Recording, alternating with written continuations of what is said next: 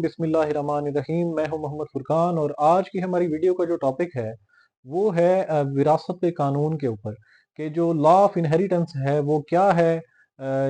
किसी भी मुतवफ़ी की जो जायदाद है वो किस तरह से तकसीम होती है, उसका क्या तरीक़ा कार है और किस रिश्तेदार को कितना उसका हिस्सा जो है वो मिलता है।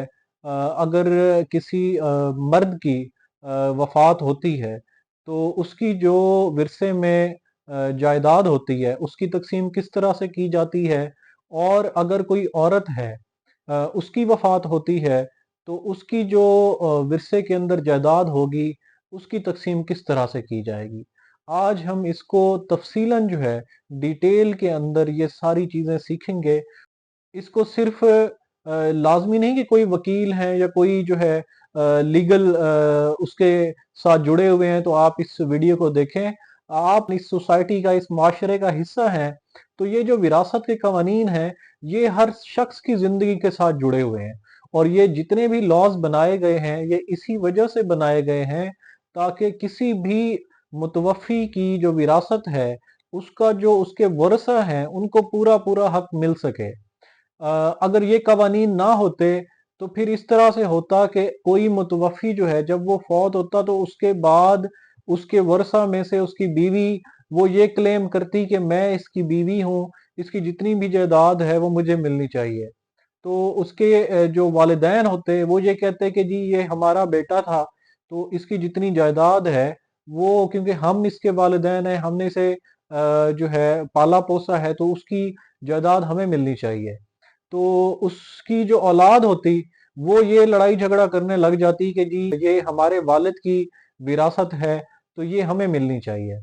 इसीलिए इन तमाम तर लड़ाई झगड़ों से और हक तलफियों से बचने के लिए ये जो कवानीन हैं ये बनाए गए हैं ताकि हर वारिस को उसका पूरा पूरा हक जो है वो मिल सके। विरासत के कवानीन जो हैं वो इंतहाई डिटेल्ड हैं। आप सल्लल्लाहु अलैहि वसल्लम की एक हदीस मुबारक है जिसका मफहूम है कि जिसने विरासत का कानून जो है वो सीख लिया गोया उसने आधा इल्म जो है वो हासिल कर लिया।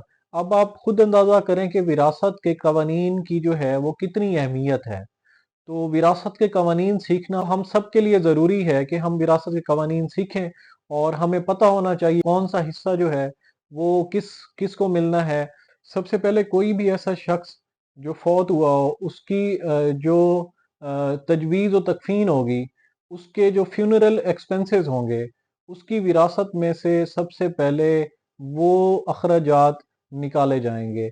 उसके बाद अगर उस मुतवफ़ी के ऊपर कोई कर्जा होगा तो उस विरासत में से उसका जो कर्ज होगा उसको अदा किया जाएगा। किसी के नाम जो है कोई अगर विरासत की है, कोई उसने अपनी कोई विल छोड़ी है पीछे, तो उस विल में से जो शेयर होगा वो उसमें से पहले निकाला जाएगा।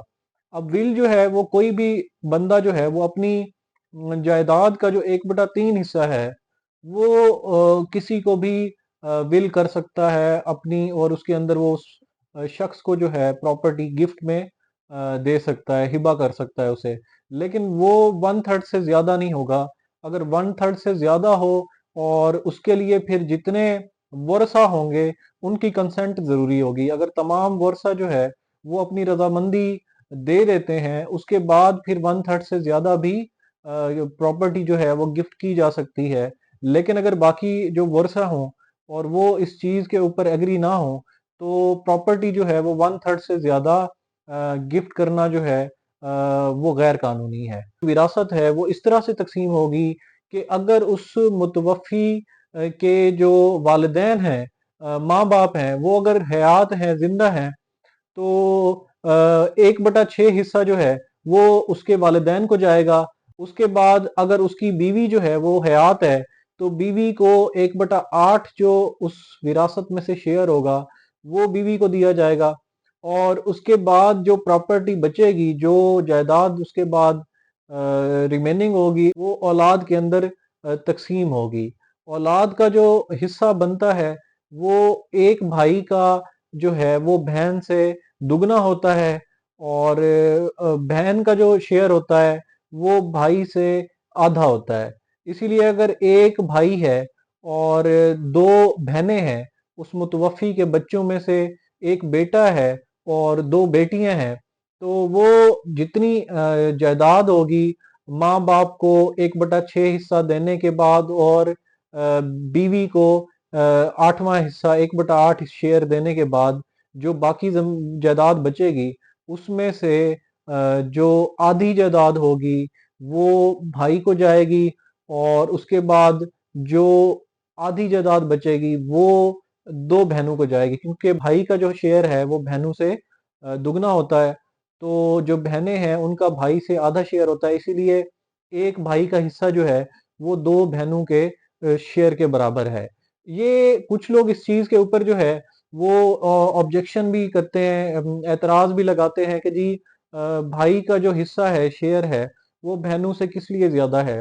تو اس میں یہ عرض کرتا چلوں کہ دین اسلام کے اندر جو اوبلیگیشنز ہیں، جو ذمہ داریاں ہیں، وہ بھی مرد کے اوپر زیادہ ہیں۔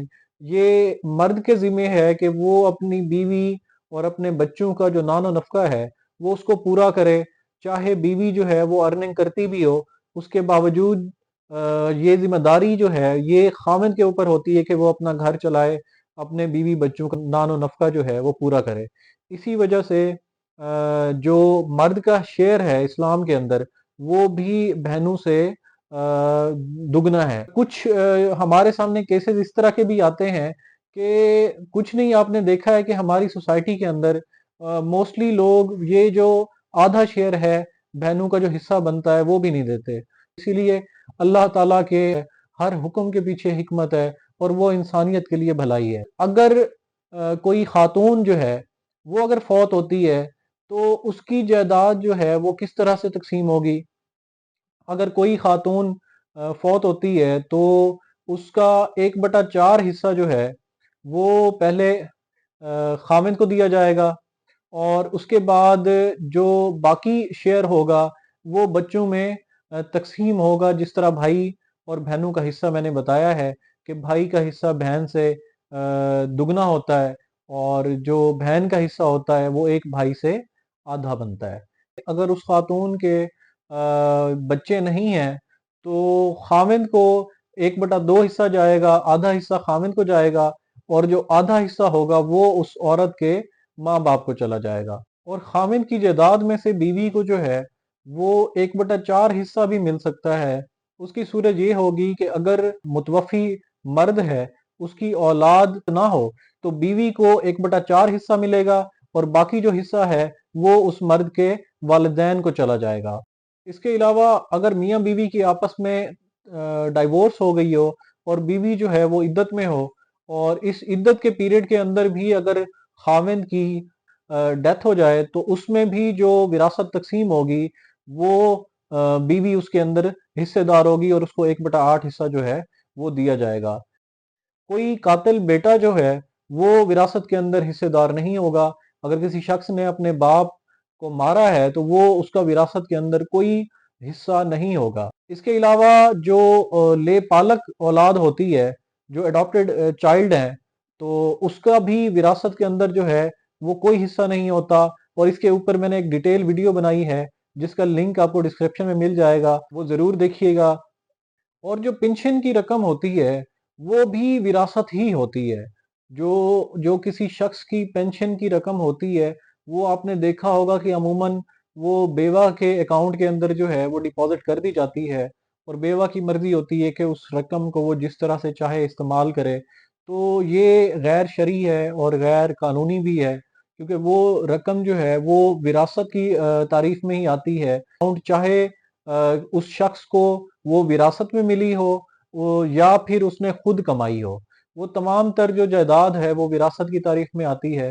اسی طرح پینشن جو ہے وہ بھی وراثت ہی ہوتی ہے، تو اس کے اوپر بھی جتنے ورثہ ہیں وہ تمام ورثہ کا اس کے اوپر استحقاق ہوتا ہے، اور جو وراثت کے قوانین ہیں اس کے مطابق ہی وہ تقسیم کی جانی چاہیے۔ P L D 2017 Lahore high court کی ہے، جس کا پیج نمبر ہے 360۔ اس میں تمام یہ قوانین جو ہیں ان کے اوپر ڈیٹیل میں جو ہے وہ فیصلہ کیا گیا ہے کہ جو پینشن ہے وہ بھی وراثت کی تعریف کے اندر آتی ہے، اور اس میں بھی جتنے ورثہ ہیں ان تمام ورثہ کا اس کے اندر رائٹ ہے۔ اچھا، اس کے بنیادی اصول جو ہے وہ اس کے بنیادی اصول ہم دیکھ لیتے ہیں۔ جس شخص کی جائیداد ہو اس کے مرنے کے بعد ہی جو وراثت ہے وہ تقسیم کی جا سکتی ہے، جب تک وہ زندہ ہوگا تو اس کی وراثت جو ہے وہ تقسیم نہیں کی جا سکتی۔ دوسرا یہ کہ جو متوفی ہو اس کی جو جائیداد جو ہے وہ موجود ہوگی، جو ایگزسٹ کرے گی پراپرٹی، وہی تقسیم ہو سکتی ہے۔ اگر کوئی ایسی جائیداد ہے جو ایگزسٹ ہی نہیں کرتی، موجود ہی نہ ہو، تو وہ تقسیم نہیں ہو سکتی۔ تیسرے نمبر پہ جو اس کے ورثہ ہوں ان کا زندہ ہونا ضروری ہے۔ اگر وہ زندہ ہوں گے تبھی ان کے اندر جو ہے وراثت تقسیم کی جائے گی۔ کوئی بھی ایسا وارث جو حیات نہ ہو اس کو وراثت جو ہے وہ نہیں مل سکتی، اس میں تقسیم نہیں ہو سکتی۔ اچھا، شریعت کے اندر جو دادا ہے اس کی جو جائیداد ہے وہ پوتے کو جو ہے وہ منتقل نہیں ہو سکتی۔ شریعت کے اندر جو دادا کی وراثت ہوگی اس کے اندر جو پوتا ہے وہ اس کو شیئر نہیں دیا جائے گا، اس کا شیئر نہیں بنتا، کیونکہ وراثت ہمیشہ جو کلوزسٹ جو ریلیشن ہوتا ہے، جو قریبی رشتہ ہوتا ہے، اس کو دی جاتی ہے۔ اسی لیے اگر دادے کی وراثت ہوگی تو وہ باپ کو ملے گی، ڈائریکٹ پوتے کو نہیں ملے گی، پھر باپ سے اپنے بیٹے کو ٹرانسفر ہوگی۔ تو ڈائریکٹ جو ہے دادا کی جو وراثت ہے وہ پوتے کو منتقل نہیں ہو سکتی ہماری شریعت کے اندر۔ تو مختلف طریقے ہیں جن سے وہ پراپرٹی جو ہے وہ اپنے پوتوں کو دے سکتا ہے، لیکن جو وراثت کا قانون ہے اس کے اندر وراثت جو ہے وہ دادا سے بیٹے کو ملے گی، اور بیٹے سے ہی پھر اپنے بچوں کو منتقل ہوگی۔ یہ ہماری شریعت کے اندر ہے، لیکن قانون اس سے تھوڑا مختلف ہے۔ جو ابھی پریکٹس ہو رہی ہے اس کے اندر جو قوانین ہیں، مسلم فیملی لا آرڈیننس 1961 کا جو سیکشن 4 ہے اس کے تحت دادا کی وراثت ہے وہ پوتے میں بھی تقسیم کی جا سکتی ہے اور اس کو بھی مل سکتی ہے۔ امید کرتا ہوں یہ وراثت کے اوپر جو ڈیٹیلڈ انفارمیشن ابھی میں نے آپ کو بتائی ہے یہ آپ کے لیے فائدہ مند ہوگی، اور آپ کے آس پاس جتنے بھی لوگ ہیں آپ ان کے ساتھ یہ شیئر کیجئے تاکہ ان کا بھی فائدہ ہو، اور کوئی بھی شخص جو ہے وہ کسی کو اگر کوئی علم کی بات بتاتا ہے تو یہ یقیناً ایک نیکی کا، ایک ثواب کا کام ہے۔ اور اس کے اوپر جو ہے مزید اس طرح کی جو بھی انفارمیٹیو ویڈیوز ہوں گی انشاءاللہ تعالی وہ میں آپ تک پہنچاتا رہوں گا۔ آپ نے ابھی تک اگر میرے چینل کو سبسکرائب نہیں کیا تو سبسکرائب کر لیں اور بیل آئیکن دبا لیں تاکہ آنے والی تمام تر ویڈیوز آپ تک بآسانی پہنچ سکیں۔ دعاؤں میں یاد رکھیں، اپنا خیال رکھیں، ملتے ہیں انشاءاللہ تعالی نیکسٹ ویڈیو میں۔ اللہ حافظ۔